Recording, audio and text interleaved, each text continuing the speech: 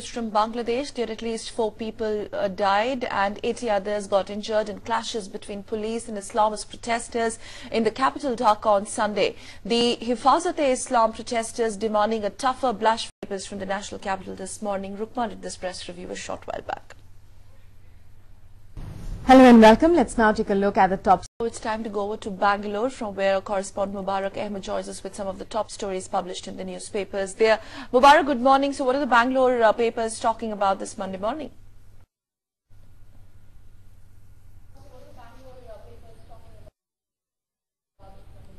Very good morning, Sakal, and a warm welcome to Bangalore. All the daily.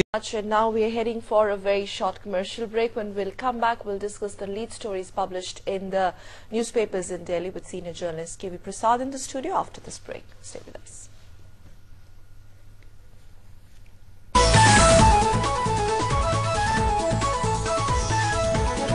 Now for a discussion on the newspaper headlines published from the national capital, New Delhi, we have with us in our studio senior journalist K.V. Prasad with us. Good morning to you. Good morning. Sir, all papers have 3 main prominent stories.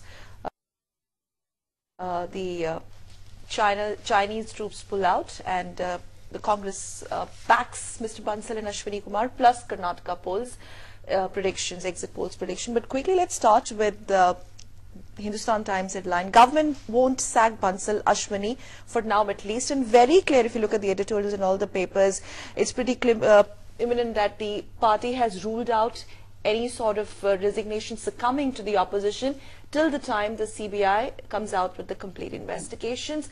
But there is much more to it as far as the political implications and the party's stand with Mr. Bansal in particular is concerned. Yes, certainly the Congress core group, which met over 2 days, would have factored in all the political costs or the damage it would have. Also extensively talking about the fact that CBI has been saying that they will provide a comparative chart of changes proposed by the minister.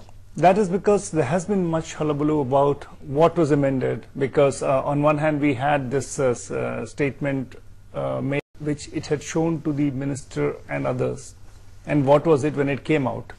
So you can very clearly compare. Right. More important is the impact this has on parliamentary. Outgo from the exchequer.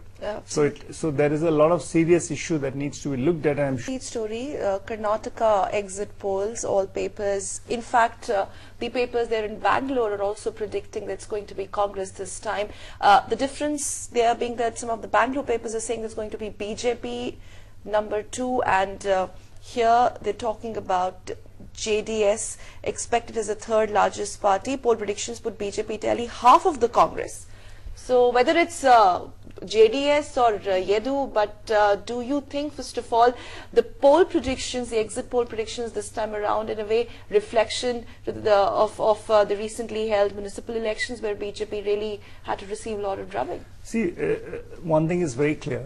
Bharatiya Janata Party is certainly not in the same shape as it was 5 years ago when it entered Karnataka and made its first government in south of India. At once the results are out, A, whether Congress will make it on its own as far as the numbers are concerned, B, what would be the role of JDS, because they certainly would not like to sit out for another 5 years, because it's also for them about their relevance in the state of Karnataka, and the Yedi factor. Well, so who's going to be the kingmaker? Well, let's put it this way, that we'll have to wait on 8th, because we don't have numbers yet. People have just spoken, but the results are not yet out. So unless, as I said, if in a house of 224 we didn't have election for once, or 223, the half line should be 112.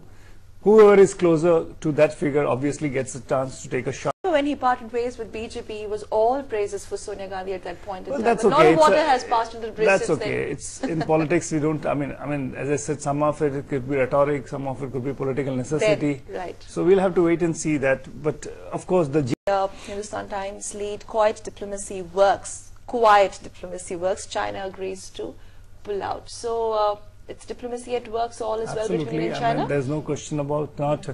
Diplomacy plus military engagement, border talks continuously with the flag in the last 50 years since the 62 battle.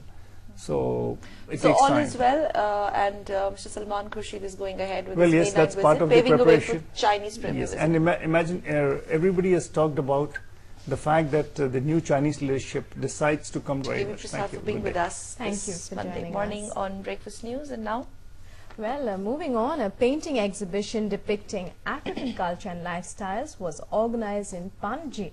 Indian artist Gayatri Siddhaya, who organized her first solo show entitled African Living,